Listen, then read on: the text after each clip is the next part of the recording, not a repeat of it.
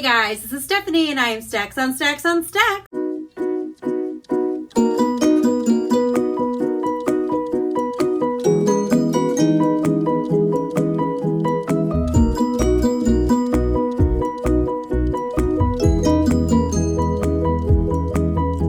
Today I have a very special video for you. So last year, the worst book I read was November 9 by Colleen Hoover. I didn't go into a lot of detail of why I hated it. I just vaguely talked about why I didn't like it, partially because I had read it in like April or March maybe of last year, and I had forgotten quite a bit of it by January. Probably purposefully blocked it out of my brain. All I knew is that I really, really hated it and never wanted to read anything like it again.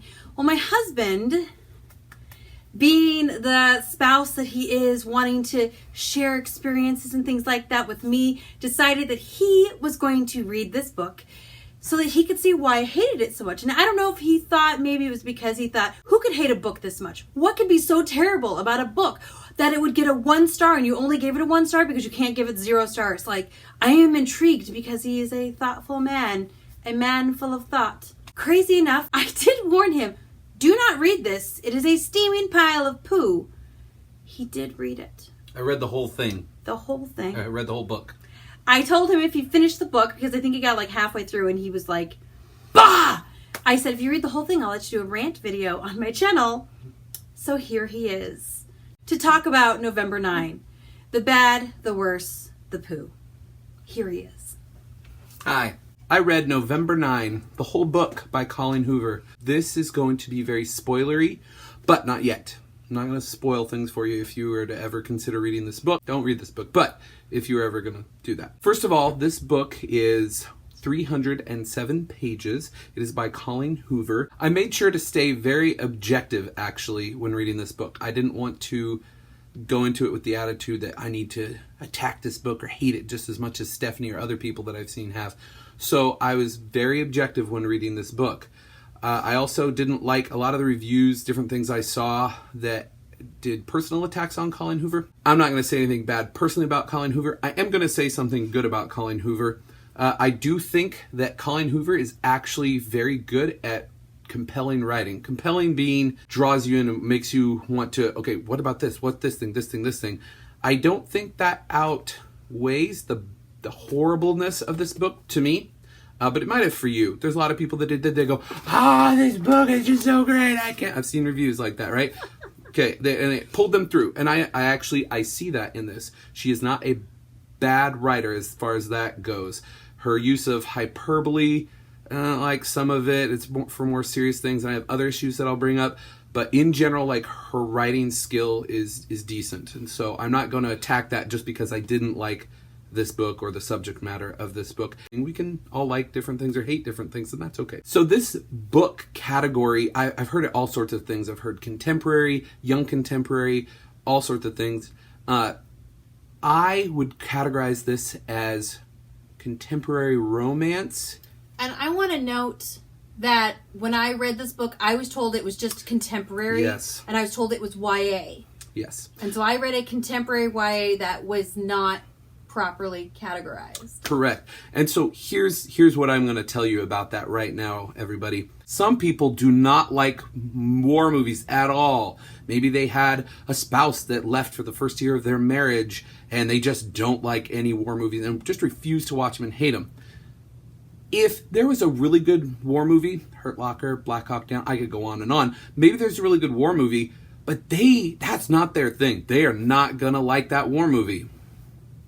This was my war movie, okay? Because romance novels, anything that's like, the stable boy and the princess, and they were bound to be together, and they met each other, and he could see, whatever, all that stuff. I'm like, gross, stupid. It's not part of the story. It's dumb. It's sex stuff. And so I don't like that they say romance novel because it's a sex book. So this is not a romance novel. It's a sex book. It's a contemporary sex book. But I am going to be very fair. I'm going to disappoint Stephanie and maybe many other people. And again, I'm not spoiling yet. I'll let you know when I do, because I'm going to put the book down, because I can't even. I would say this book, if I was judging it just on its own, I would give it a 0.6 out of 5 stars. and you could only give it a 1 on Goodreads. I'm not on Goodreads, but I would give it a 0.6, okay?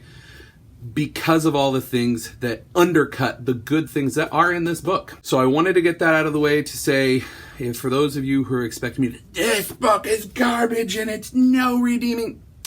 If you go into it expecting something like a contemporary and you get a romance novel, which you would hate, of course you're going to hate it because it's not what you want. It's not what you're into.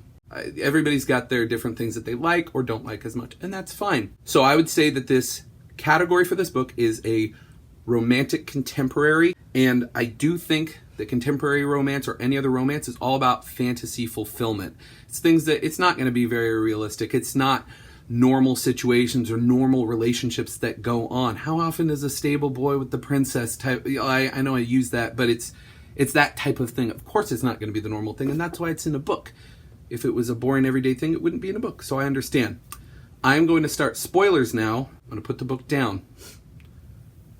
And spoiler alert from now on. All right, this book, to explain to you what it is, and this is really brief, and I know I'm leaving out a lot of things, it is about 2 main characters, Fallon and Ben. Fallon's the girl, Ben's the boy. Benton, not Benjamin. Benjamins are cool. Benton's apparently not always.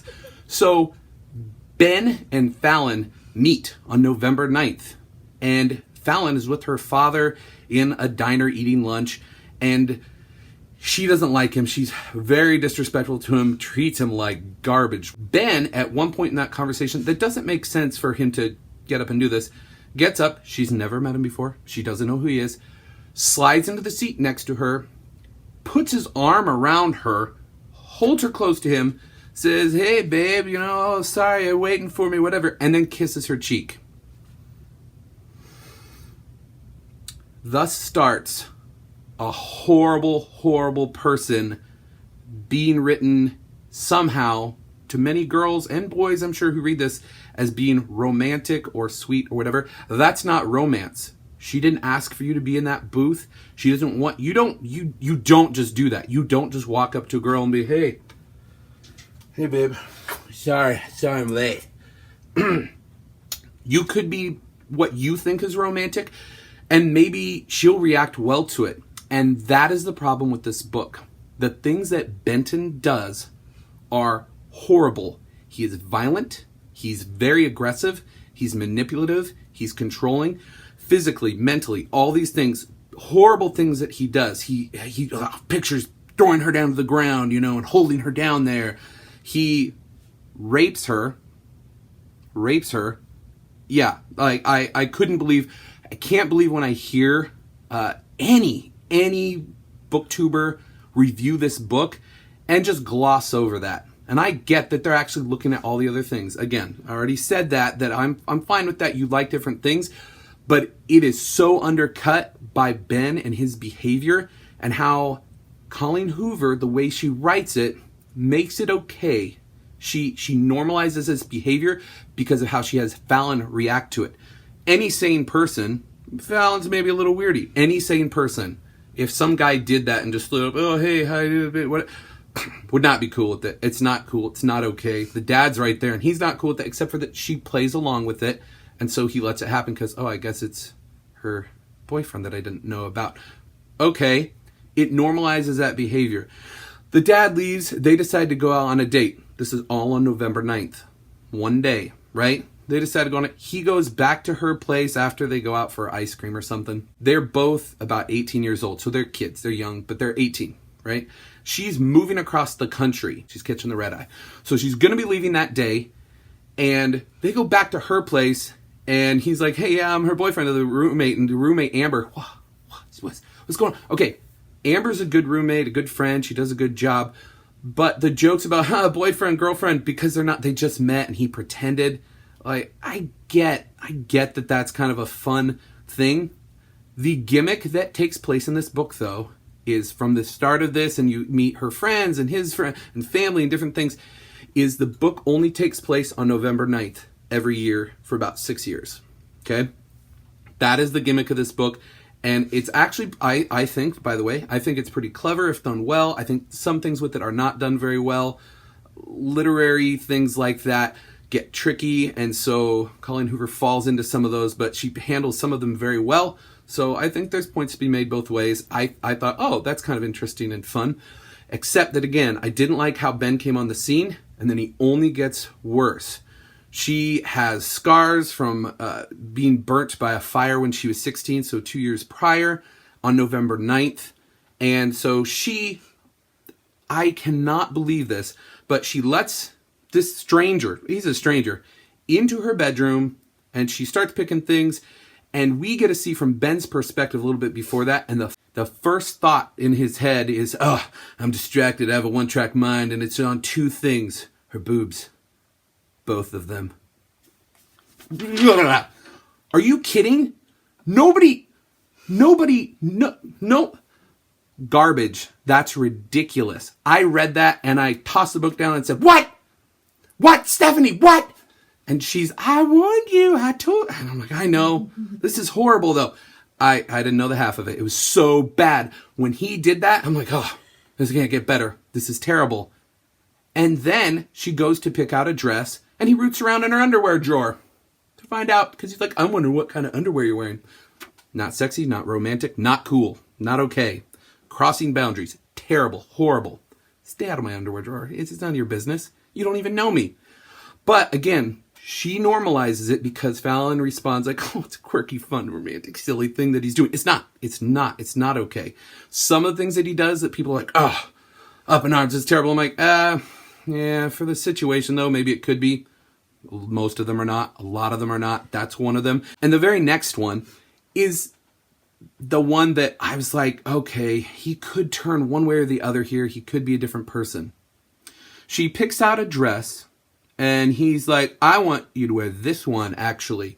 And it's like a short, revealing little black dress. She has scars and she's insecure about it. So she's like, I don't know about that dress. And he has the audacity to say, well, I'm paying for dinner, so I should get to choose what I have to look at all night. This is a supposedly contemporary thing in this country, the United States, where it takes place. I couldn't believe it. I really couldn't. I was like, oh, this would turn so many people off. Girls would read this, of course, and be like, whoa, utter garbage. No, because I don't like the character for this, and romances, you should want to ship those two people. You should want them to be in a relationship. You should support that. You like them both and are like, I want them to get together. I like that. No, you don't like them. Fallon is whiny and disrespectful and horrible to start, but you're like, maybe she has a reason for this. I can, I gave her a chance. It's fine. Ben, I don't care. Benton, you turd. You can't think or talk like that and expect it to be just okay. And yet it is, and he does. And guess what? He forces her basically to do that. And then multiple times, I flipped it open. It was so funny. I was explaining to a person and I said, oh no, the relationship. So let me tell you this. Oh, look, he moves his fingers down to second button. Okay, it's a sex part, sadly, here that I opened up to. But I try to pull away. I know what he's doing. I'm terrified. I can't find words to stop him. Maybe it's a sex thing. Oh, I'm terrified. And, oh, goodness me. Oh, my. But she wants to stop him. At one point in the book, she even, and I heard, by the way, I'm going to tell you this right now. Colleen Hoover responded with great grace to this. I watched a video of her responding to this, that she said, hey, there was this part. Let me explain it. It was from before, but the editors didn't catch this. It's not their fault. It's my fault. But just to explain it, it's from this thing that they were referencing earlier. He's not really trying to, have sex with her without consent. It's this playful thing that they're doing. So it was a great explanation, by the way. I get it. And yet, no, because you did write it. It was in the book. And I'm happy and proud that she's changing that apparently. Not in this one, she didn't. It's not the changed one. No. She says, stop. And it says louder than she's ever been all night. And she's been drinking and he comes in while she's dating a guy, by the way. Infidelity, no big deal. Let's normalize that while we're at it. Oh, females being totally submissive to men just because, and alpha male stuff that they talk about. And they're 18, 19, 20. You don't know nothing. I'm 37 and I don't know anything. Come on. Come on. You're 18. Oh, no, I know how relationships should be. I know what alpha male is this. And no, be quiet. You don't know anything. So he thinks being an alpha male means blocking her. I lost count. It was about 20 or 30 times by the fourth November 9, because this goes, like I said, for like 6 years, that he would stand in front of her when she's trying to leave, grab her wrists multiple times, shove her back, push her aside, all sorts of things like that. You name that type of thing, he's doing it. He's physically restraining her, pushing her, using violence. Sometimes, violence, he shoved her aside. Okay, he's physically doing things that are against her will. You can't get around that. You read this book. If you're a fan of this book, I want you to go open up, find those parts and go, oh, yeah, tool bag. They end up having sex in a storm at a nightclub while she's dating another guy and on the date with the other guy. Super romantic. Look, if you are going to set up a person as doing a romantic gesture, a romantic thing, maybe don't surround it with, but she was drunk and on another day, and like all these things that you can't explain away. There's no way it's not redeemable for either of them, by the way. It's not just, Ben's the worst person in the world. It takes two to tango. Yeah, she's insecure and kind of, she makes her that way. But all through every single November 9, she's getting better and building confidence. You know why? Because of Ben.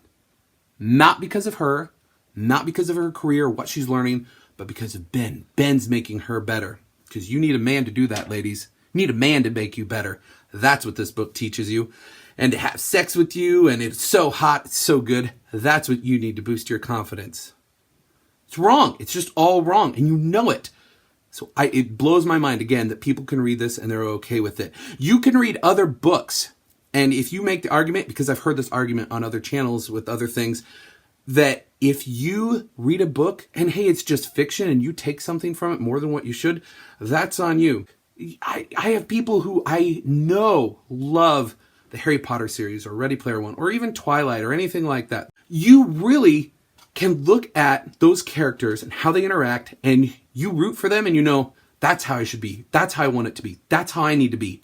And you learn from that. You can look at those characters and how they interact, and it affects your life in a positive way.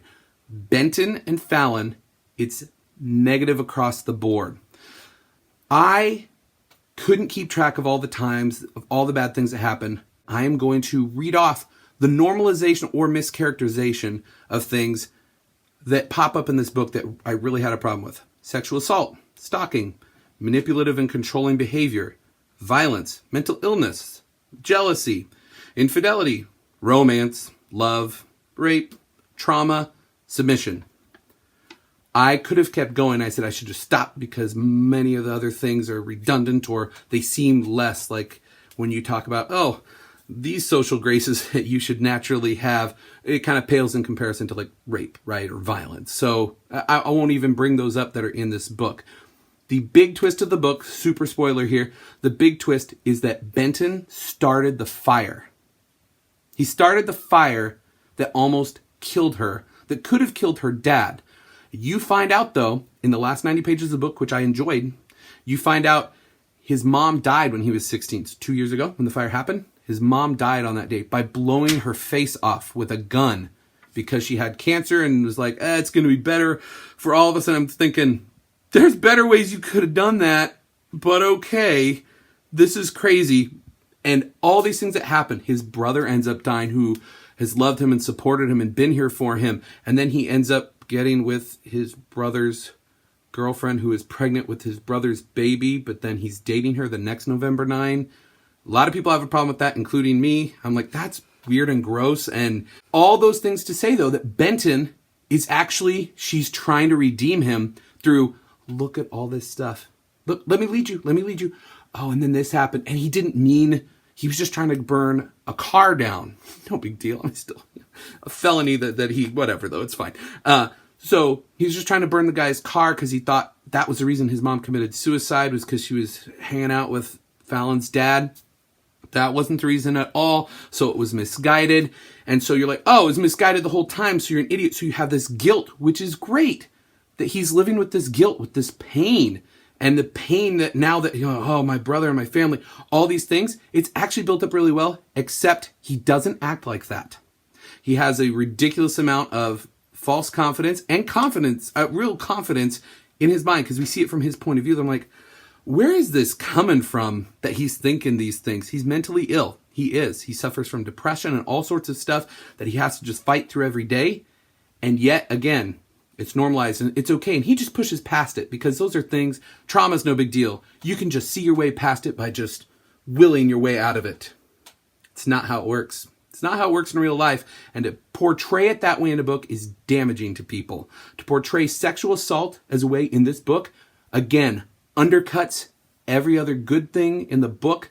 The twist in how it occurred, I didn't like because I predicted it. I predicted it accidentally. I'm like, oh, if it's this thing, that's going to be ridiculous. Steph, you hear me? Yes, I hear you. Oh, it's going to be terrible. I'm going to wrap up by saying it ends with her forgiving him because she reads a manuscript of all those events all the way leading up to that. And as a reader, I will admit, as a reader, I'm saying things that I wouldn't think I'd say, like, oh, poor kid, he was 16. Oh, that was misguided. He made a mistake. People need to pay for their mistakes. People, they do. You have to pay for it. And he's paying for it in a way. And so you feel like, well, he is paying for it. He feels bad. No, he's now, it's stalking and assault and violence and manipulation. No. This is bad. It's bad to normalize this behavior in any way. And to call it a romance is horrible. But if the book would have ended, I'm telling you, take out the sex stuff that I happen to not like. Take out that sex stuff and end it with her reconciling with him and saying, look, this is so huge. And you kept it from me too. It's been 6 years. I can't possibly be with you in the way you want us to be because we're going to get together in love. Even though they spent a cumulative total of less than a week together. They don't spend any time in between the November nights. They don't at all. So they've spent a cumulative total of less than a week together, but they're still madly in love, destined to be together, and she just can't. She can't. She loves him, but that's the reality of it, and she's going to stay his friend, and you know what? She wants to help him get through this, and she forgives him for the fire, because she knows from reading the story, he didn't mean to do it. Nope, that doesn't happen. She forgives him and goes back to his arms, like it was no big deal. Really, it's at the very end of the book like it was no big deal. And oh, it's so romantic. And this kiss that I give her is a 12. And this isn't the end. This is just the beginning. I'm sure there's so many girls who read that and are like, oh, it's so romantic. I want a guy to come to sweep me off my feet like that. No, get a real man to sweep you off your feet and not be violent, abusive, assaulting, controlling, and have burnt you and your house and almost... Oh, it's so bad. Those are all the main gripes with it, though. I feel I gave it a very fair shake. Like I said, I brought up a lot of very objective and positive things that Stephanie, I didn't go over with her, and I'm sure I didn't look at her face, but I'm sure this beauty back here was, what? No, you're saying good things about this book. There were some good things in this book. There were, and I understand why people like it now. I do. I can see the type of writing and the thing pulling through. I think romance novels in general are kind of damaging, and if you want to read that, I get it, but I would not recommend it to be this book at all, ever, for all of those reasons that I listed. That's all I have to say about that book. Done. It's so terrible. I know it is. But I think I warned you. I asked you not to read it. I think I was fair, more than fair with it. The relationships between him and his brothers, I was okay with. That plot line I didn't mind. I just felt their relationship was toxic, and even then it wasn't deep relationships because it's just one day. I know. None of the book takes place on anything else. Yep. I wouldn't mind the concept, but I didn't like the book. And honestly, as he was reading it back, I was like, oh yeah, I forgot that happened. I just remembered the taste of poo in my mouth after I read it, 10 months later. And so that's what I reported, the taste of poo. There were other things that I didn't bring up too, by the way. Lots of other negative things and story points that, whatever. Okay, guys, so thank you for watching my husband's rant about 8 hours of his life he'll never get back. I'm so sorry. I love you. I love you. Please leave a comment down below. Let me know if you have read this book or what your thoughts are. Maybe now you're not going to read it. Maybe now you are going to read it. Let me know down below what you thought of November 9 by Colleen Hoover. Don't forget to like. And don't forget to subscribe. I post videos on Tuesdays and Fridays. You can always find me here then. And I will look forward to seeing you guys. Goodbye. Bye. Spoiler section, so I'm going to give them a warning. I spit in that.